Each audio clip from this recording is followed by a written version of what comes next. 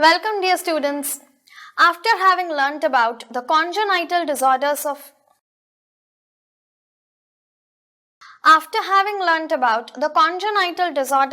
Auricle or Pinna, let us next move on to the traumatic disorders. Next in our list is traumatic conditions.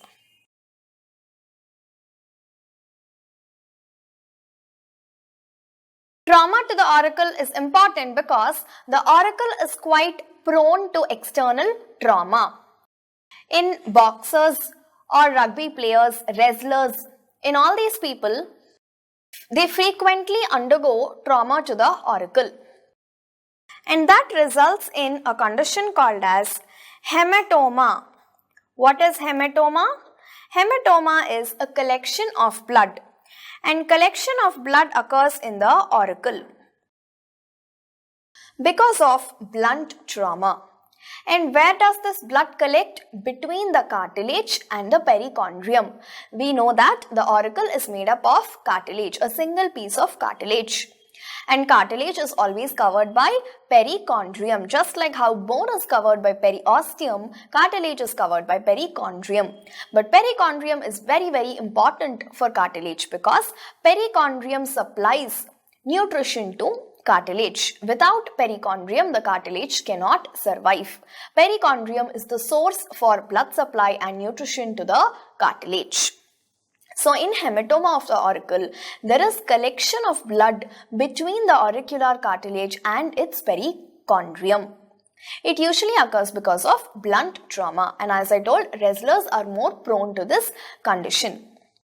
Now the problem with hematoma is that this extravasated blood, whatever has collected, this can clot and later it can organize into specific forms. And it results in a typical characteristic deformity called as cauliflower ear or pugilistic ear or boxer's ear. All three of them are the same. And that has a typical look. Looking at the ear auricle itself, you can tell this has happened as a result of blunt trauma. And worse still, now this hematoma can also get infected further on. And this can result in severe perichondritis. So at the stage of hematoma itself, first we have to try to prevent the hematoma, and at the stage of hematoma itself, it has to be addressed and treated. Let me quickly write this down for you. What is hematoma? It is collection of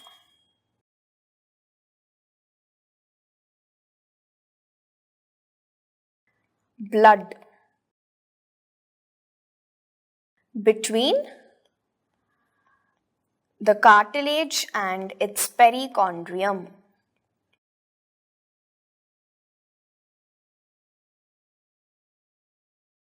And who are more prone to this? Wrestlers and boxers.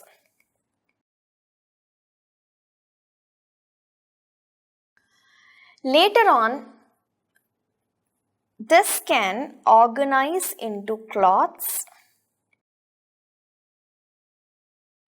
and result in a typical deformity that is called as cauliflower ear. It is called cauliflower ear or pugilistic ear or boxer's ear. All three of them mean the same. And this is usually a result of blunt trauma. Trauma with a sharp object will lead to laceration. Blunt trauma will lead to hematoma. So I'll show you a picture of how it looks. Initially, a hematoma looks like this. There is just collection of blood. Blood has collected underneath and you're able to see that as some edema. This is a hematoma. And at this stage, if it is not treated, later on it can get clotted and organizes into a typical structure that results in a deformity like this, and this is a cauliflower ear. Can you observe how it has changed? And at this stage, it is very difficult to reconstruct the entire cartilage. So we have to be careful at the hematoma stage itself. What we have to do? Aspiration. Aspiration is the treatment, and it has to be done under strict aseptic conditions. We have to aspirate the hematoma and do a pressure dressing. That is, in all these convexities, we have to put packs of cotton so that a hematoma does not form again. But in spite of packing tightly and carefully, sometimes a hematoma can reoccur and we have to re-aspirate. And if the aspiration fails, incision and drainage should also be done. Finally, our goal is we have to not let the hematoma progress into a cauliflower ear. And as I said, another possibility that can occur is this can get infected and lead to perichondritis. So to prevent that, we have to give antibiotics and we have to follow complete strict aseptic prophylaxis all throughout the procedure, during incision and drainage or during aspiration. The next condition after hematoma of Auricle is laceration. As I told you, blunt trauma will lead to hematoma, and a sharp trauma with a sharp object or instrument will lead to laceration. Now, a laceration has to be repaired as early as possible. Why? Because the perichondrium might get stripped off, and if the perichondrium is stripped, the cartilage does not have any blood supply of its own other than the perichondrium, and it can go into complete necrosis. The cartilage can become a dead tissue. So we have to address this as early as possible and repair it. How to repair? The perichondrium is sutured with absorbable sutures. And see that the perichondrium is not stripped off the cartilage. And then skin is closed with non-absorbable sutures. And here also, just like hematoma, we have to give antibiotic prophylaxis to prevent infections. This is about laceration occurs due to trauma with a sharp object or instrument. And what is important with laceration is it has to be repaired ASAP, repaired as early as possible.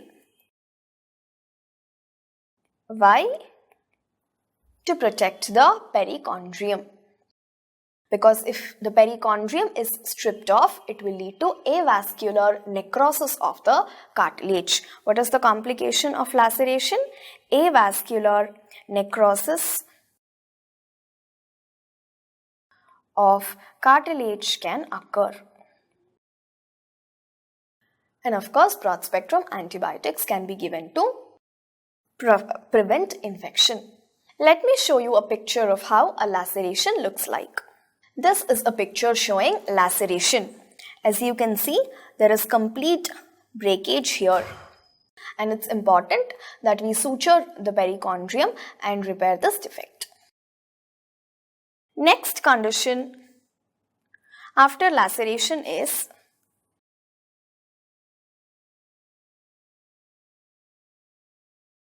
avulsion of pinna. In laceration, the pinna is not completely detached from the rest of the ear. In avulsion, what happens is the pinna is almost detached. It is just hanging like that by a small pedicle of skin or cartilage. It's almost detached. There's just a small pedicle by which it is hanging. It's much more dangerous. Just a little more trauma and the entire pinna will come out like that. That is avulsion of pinna. It's a much more serious condition. What we have to do is, when it is still attached, primary reattachment has to be considered, and usually that procedure is successful. If at all the patient presents to you with completely avulsed pinna, the pinna is totally off the skull.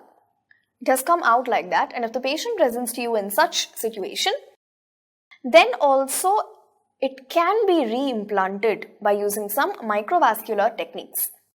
If at all reimplantation is not possible at that juncture, what we have to do is the skin is removed and the cartilage is preserved. Why is the cartilage preserved? Later, when we are trying to do a reconstruction procedure, we need cartilage.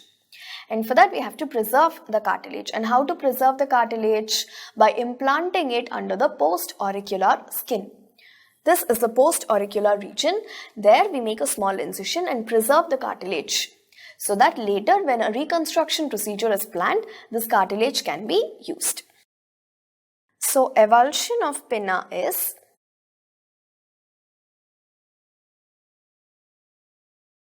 subtotal or total detachment of pinna from the rest of the ear. A primary reattachment can be done.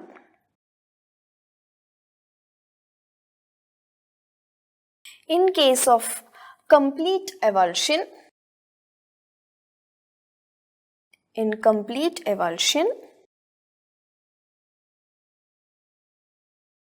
cartilage is preserved.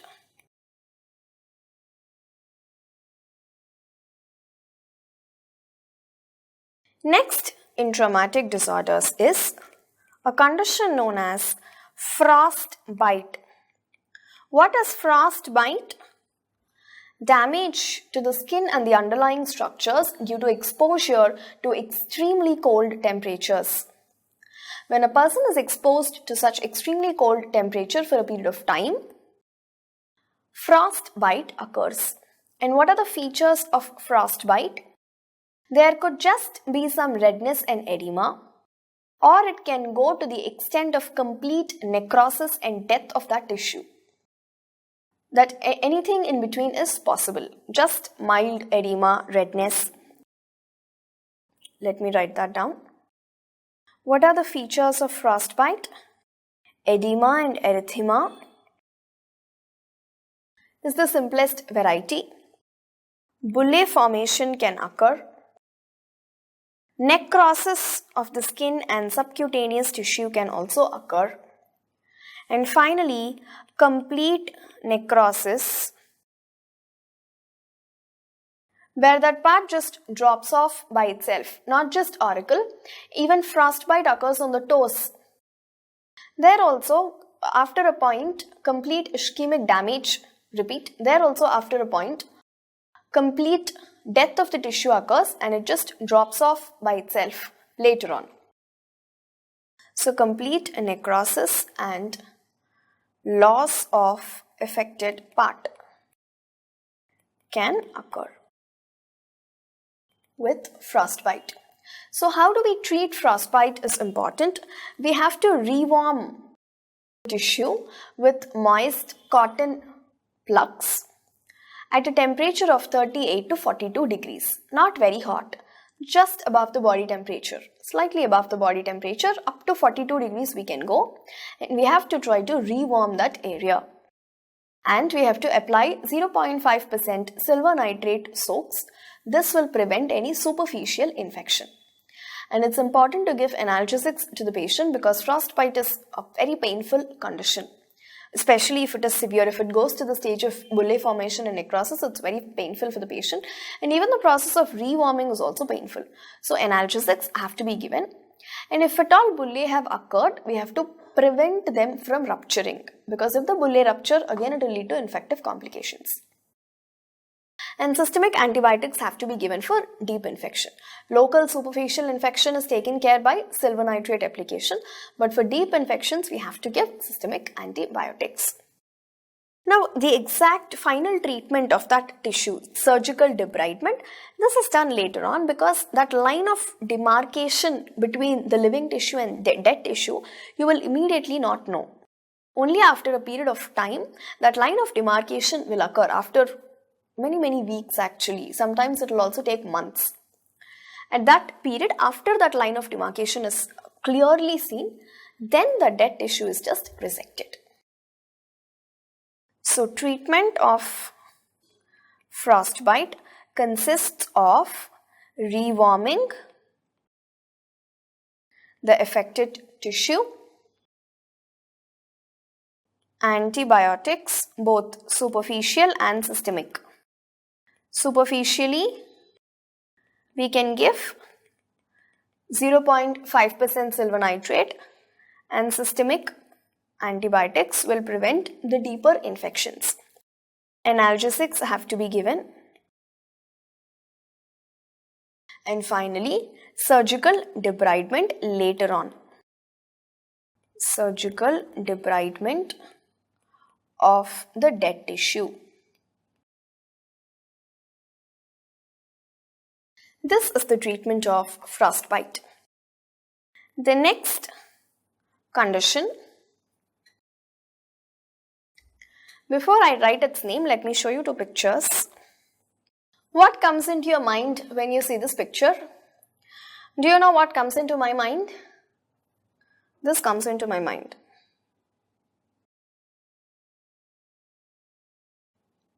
Keloids. After so much of piercing, what else do you expect? Keloids do not occur in everybody, thankfully. There is some genetic predisposition for keloids, and that's why so many people are still surviving in spite of doing things like this. Okay, so the next condition in our list of traumatic disorders is keloid. Keloid of the auricle. Auricle is one of the areas that is prone for keloid because piercing is done in that area for ornamental purpose. So the usual site for keloid is the lobule or the helix because that is where usually the piercing is done. Lobule is the most common site for piercing, and nowadays the entire helix also people are piercing. So what is the treatment for keloid? Surgical resection is done. But the problem with keloids is recurrence is very, very common. In spite of surgical excision, after a period of time, again recurrence will occur. So to prevent recurrence, what we can do is preoperative and postoperative radiation can be given. Around 600 to 800 rad radiation can be given in divided doses, in 4 divided doses. Before and after the operation, radiation can prevent recurrence to some extent.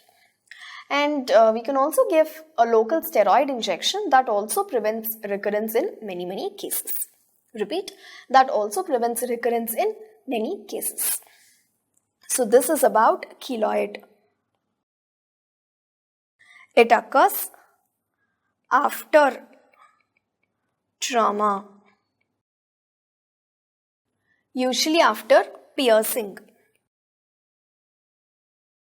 After piercing, and what are the common sites? Lobule and helix.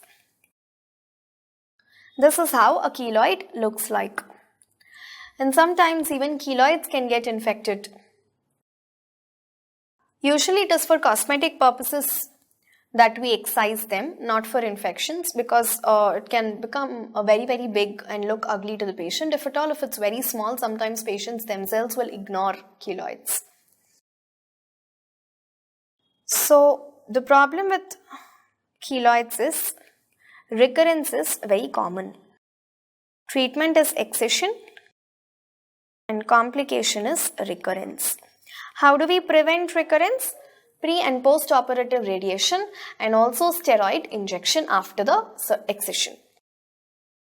With this, I complete the traumatic disorders of Auricle. What all have we learned? First, blunt trauma causes hematoma, which can later on organize into cauliflower ear. Next, a sharp trauma can cause laceration. And then we have frostbite, which occurs due to exposure to cold temperature. And finally, it is keloid, which occurs due to traumatic perforation of the ear auricle. Next, let us move on to the inflammatory disorders of Auricle.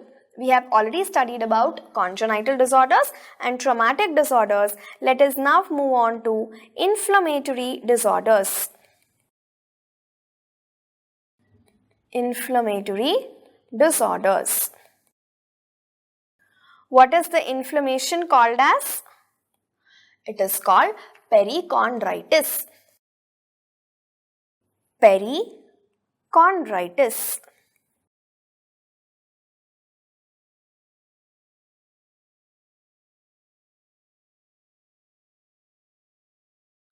Now, perichondritis occurs because of infection. Infection can occur secondary to a hematoma, secondary to a laceration, secondary to any surgical incision, or it can sometimes even spread from neighboring structures. Suppose infection of the external auditory canal, otitis externa, if it is diffuse otitis externa, can very well spread into the cartilage of auricle also and cause perichondritis. Pseudomonas is the most common Pseudomonas is the most common organism, and usually mixed flora are seen here. So it is inflammation of the auricular cartilage.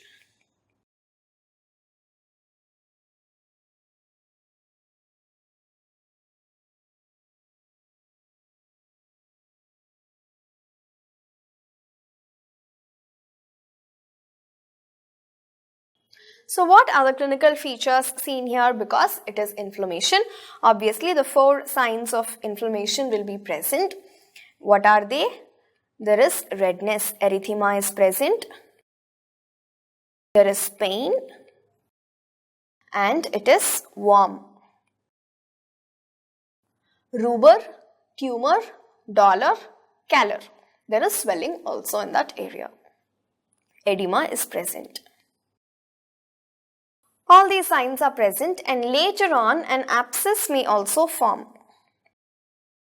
Abscess may form between the cartilage and the perichondrium. If an abscess forms like that, it will lead to necrosis of the cartilage, because as we earlier discussed, the cartilage is completely dependent on the perichondrium for its blood supply. An abscess may form, and this may lead to necrosis of cartilage.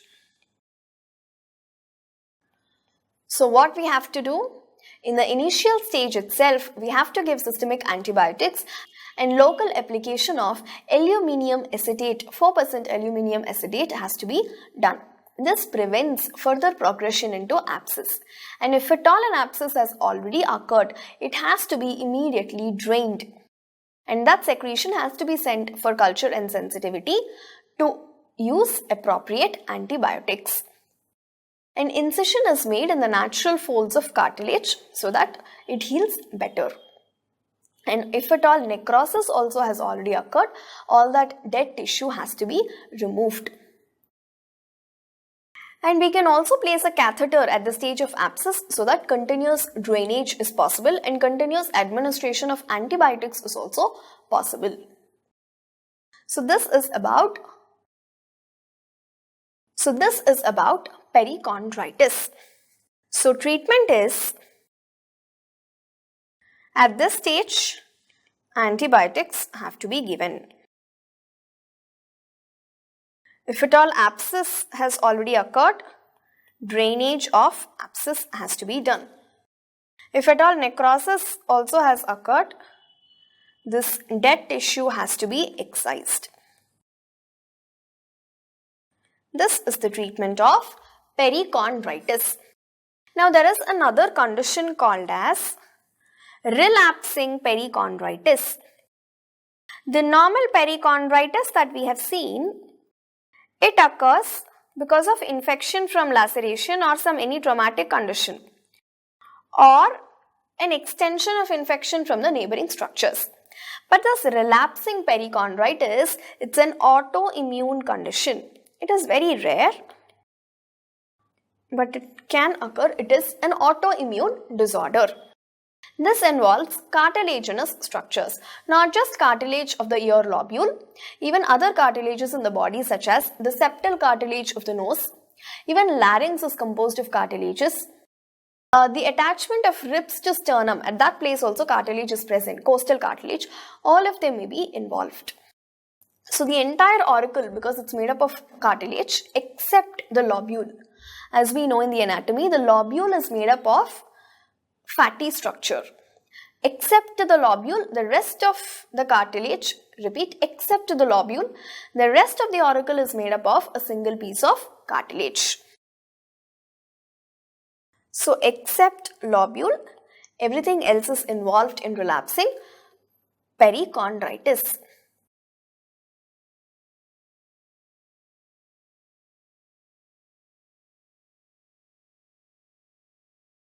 And what are the features it shows? There is inflammation and tenderness. And when the entire auricle is inflamed like that, even the external auditory canal can become stenosed.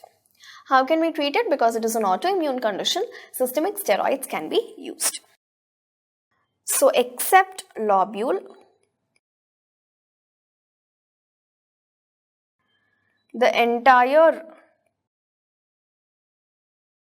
auricle is inflamed and there is pain, tenderness and all other features.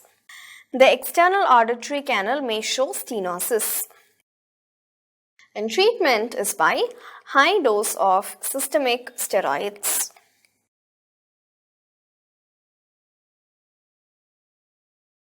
Now, under inflammatory conditions, there is another condition, that is Chondrodermatitis nodularis chronica helicis. The name itself looks very complex, but there is nothing so complex about the structure.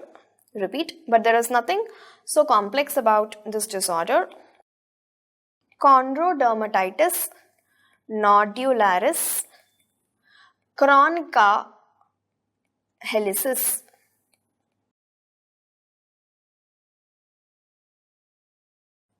So you see nodules where on the helix, free border of helix, that is this disorder. Small, but they are painful. Okay, small painful nodules are seen on the free border of helix.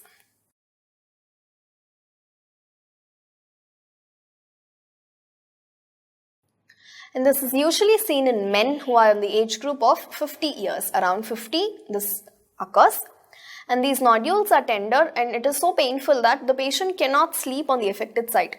If there are nodules all over here, the patient cannot sleep sideways on that side. It is that painful. There is tenderness actually, lots of tenderness. And what is the treatment? We have to excise those nodules along with the skin and cartilage. It has to be completely excised. Excision of nodule is the treatment. It's as simple as that. There are just nodules, small nodules are seen along the border of the helix. And it is seen in men at the age group of 50 years. And treatment is excision. With this, I complete the inflammatory disorders of auricle also. We have learnt about three things. First is perichondritis, which occurs due to infections. And second is relapsing perichondritis, which is an autoimmune condition. And finally, this fancy name, Chondrodermatitis nodularis chronica helicis. Next, let us move on to tumors of the auricle. This is the last topic in the disorders of auricle.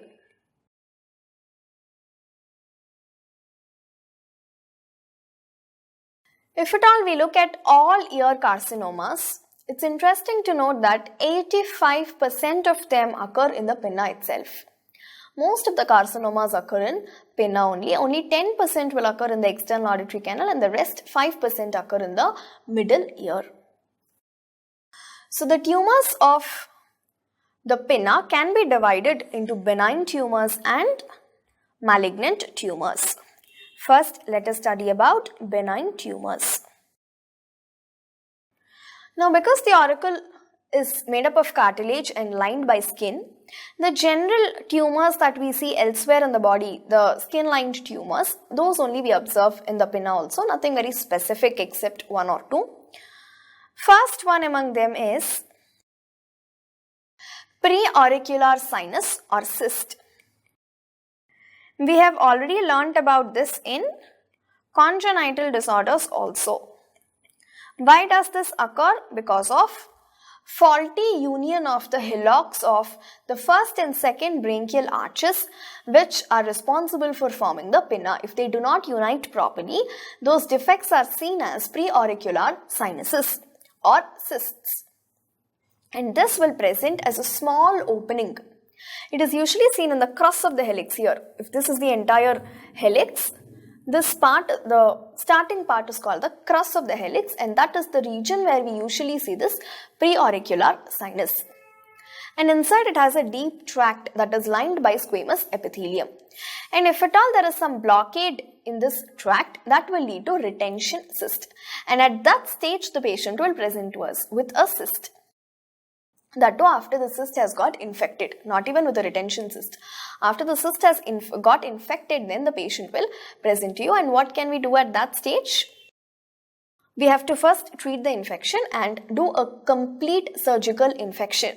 Repeat, and do a complete surgical excision of the cyst plus the entire sinus tract. Only then relapses can be prevented. Otherwise, if we just otherwise if we just treat the infection, this can recur again because the tract is still there. So surgery is indicated if there is a bad swelling or if there is an infection, and complete removal of the tract is done. Next in our list is a sebaceous cyst. Sebaceous cyst.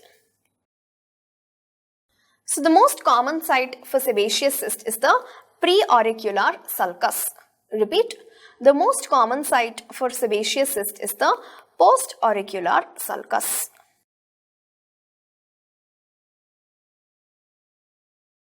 Or behind and beyond the, repeat, or behind and below the ear lobule.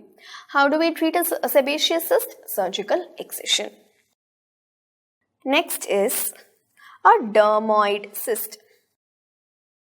Now these are all the conditions that we usually learn in general surgery, and when they occur in ear, we call them tumors of pinna. That's all. Nothing very special about these conditions. So the common site for dermoid cyst is it occurs on the upper part of mastoid behind the pinna. It also occurs behind the pinna.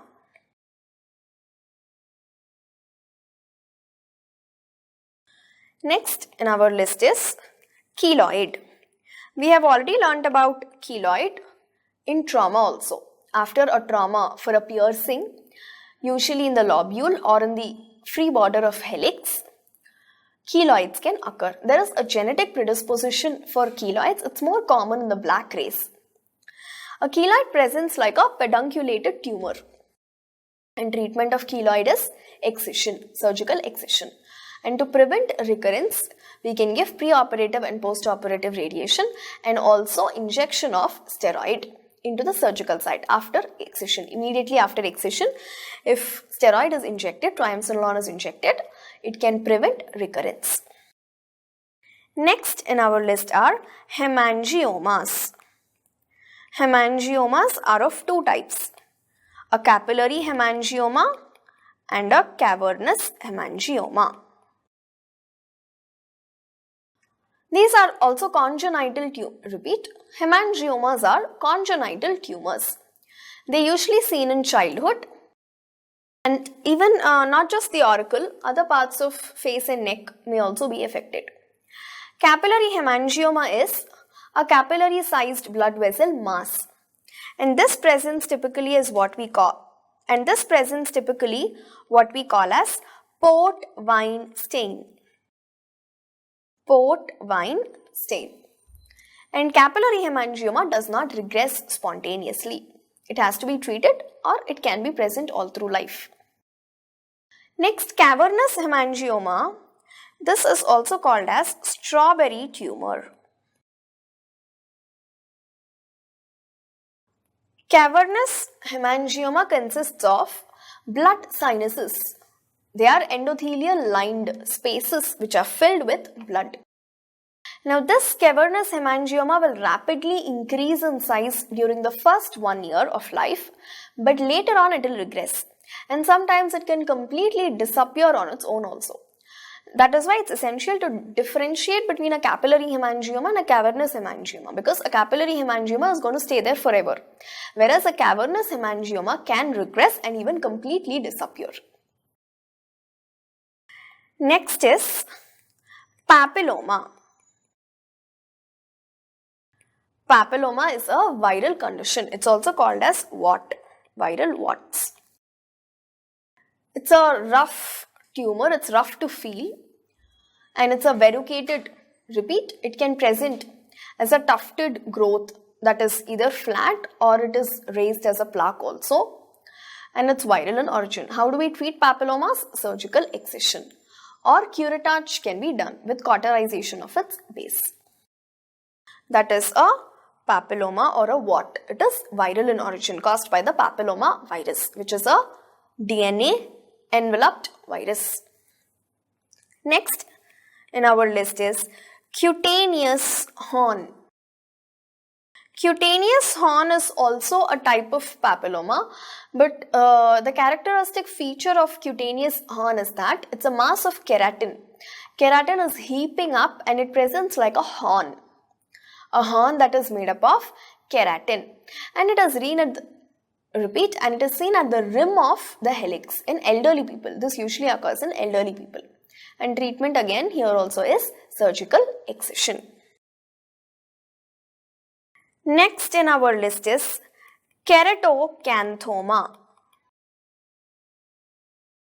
Keratocanthoma presents as a raised nodule with a central crater. Even basal cell carcinomas are usually like that. They are a nodule with a central crust. So maybe that gives us a suspicion of malignancy, but keratocanthoma per se is a benign tumor. It will initially grow rapidly, but later on it will regress spontaneously, but it leaves a scar. After complete regression also, there will be a scar of keratocanthoma. And treatment of keratocanthoma is again simple surgical excision. Next we have neurofibroma. Now this is a non-tender firm swelling, and neurofibromas are usually associated with von Recklinghausen's disease, also called as neurofibromatosis. They occur in many parts of the body and they can occur on the ear auricle also. And treatment of neurofibroma is surgical excision if the tumor is occluding the ear canal, or if it is cosmetically causing a problem to the patient, then we can do a surgical excision and remove the neurofibroma. So these are benign tumors of auricle. Nothing very special or complicated about it. They're all general conditions which are usually seen elsewhere in the body also, like sebaceous cyst, dermoid cyst, hemangiomas, papillomas. They're seen in many places in the body. They're also seen in the auricle. Preauricular sinus or pit is something specific to the auricle. It occurs because of faulty union of the hillocks that are forming the cartilage. Repeat, that are forming the ear cartilage.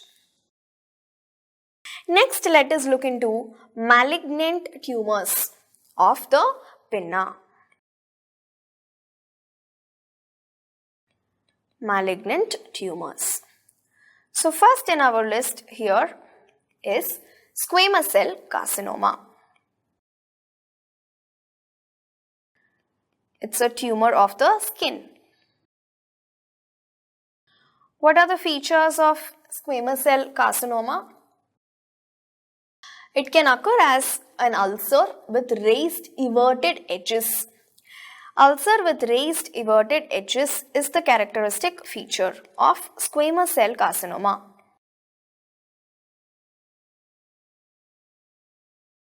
Now this also behaves like a squamous cell carcinoma elsewhere. Okay, and ENT per se, what you have to learn is the most common site, that is helix. The site of predilection is helix.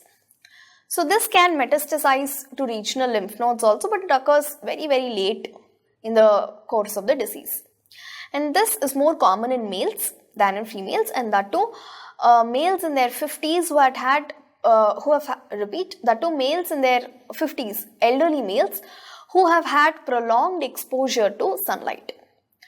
And it's more common in fair complexioned people.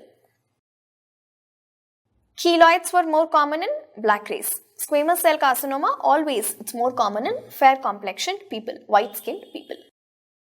In treatment of squamous cell carcinoma is small lesions, they're just locally excised. When there is no metastasis, they're just locally excised. If at all they are large, or they are within 1 centimeter of the external auditory canal, or they are lesions with nodal metastasis, they require total amputation of the pinna because it is a malignant tumor. Complete removal of the pinna has to be done. And also sometimes even en bloc removal of the parotid gland and cervical lymph nodes is also done depending upon the extent of the tumor. So treatment depends upon the stage. If it is just a small tumor with no nodal metastasis, it is excised locally and 1 centimeter of healthy area around it is also excised. 1 centimeter is the margin. If it is a small tumor,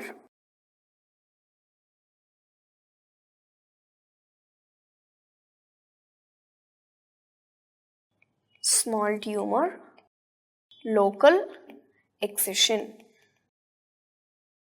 But if it is large in size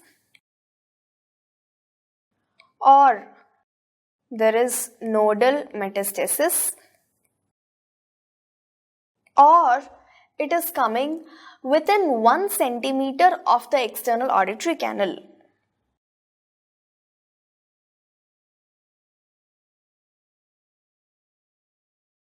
then what we do is complete amputation of the pinna.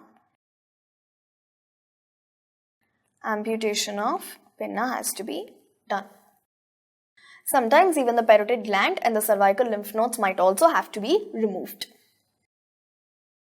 After squamous cell carcinoma, the next tumor predictably is basal cell carcinoma. Basal cell carcinoma. So the common sites for basal cell carcinoma are again helix and also the tragus is involved this time. Helix and tragus. What are the features of basal cell carcinoma? There is a nodule with central crusting.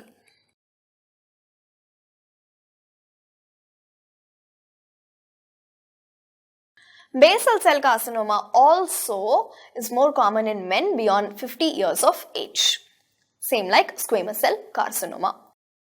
And sometimes an ulcer can also be seen that has a raised or a beaded edge. And if we try to remove this nodule or ulcer, it results in bleeding.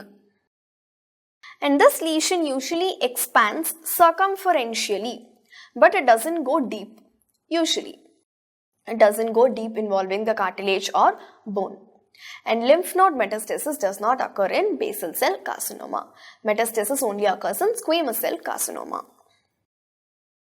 And how do we treat basal cell carcinoma?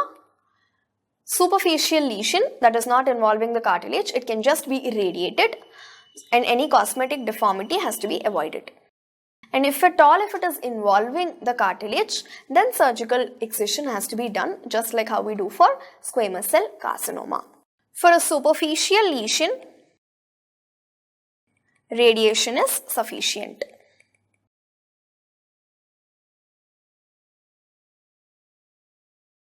If at all, if it is deep involving the cartilage, then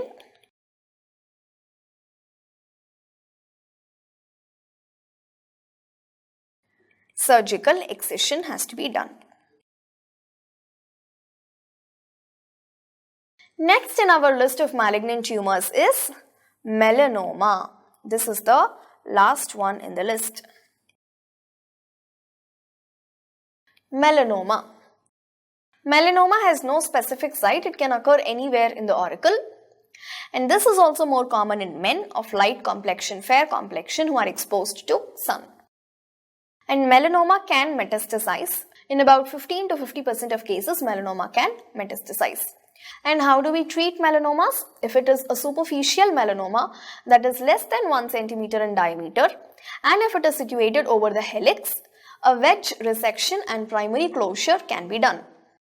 And if it is a large melanoma that is more than 1 centimeter in size, or if it is infiltrative in nature, or if it is present on the posterior auricular surface, or if it is a superficial melanoma that is more than 1 centimeter in diameter, or if it is infiltrative in nature, or if it is present either on the posterior auricular surface or on the concha, or if it is a recurring melanoma, all of them are treated by resection of pinna, peritodectomy plus radical neck dissection. Okay. So melanoma can occur anywhere over the auricle, anywhere over the auricle, and this is also more common in men above the age of 50 years who are exposed to sunlight and who have a fair complexion, more common in white skinned people. And how do we treat? If it is a superficial melanoma, if it is a superficial melanoma that is less than 1 centimeter in diameter, and if it is situated on the helix,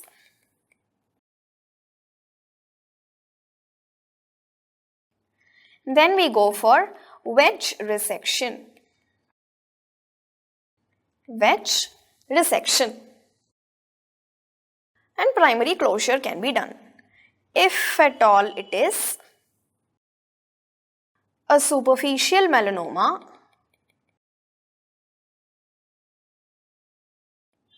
that is more than 1 centimeter, or if it is situated on the posterior surface of the auricle or on the concha, if it is infiltrative in nature, spreading deep, or if it is a recurrent melanoma, first time it has been treated by wedge resection and it has occurred again. In any of these conditions, they are all treated by resection of pinna. Resection of pinna is done along with radical neck dissection.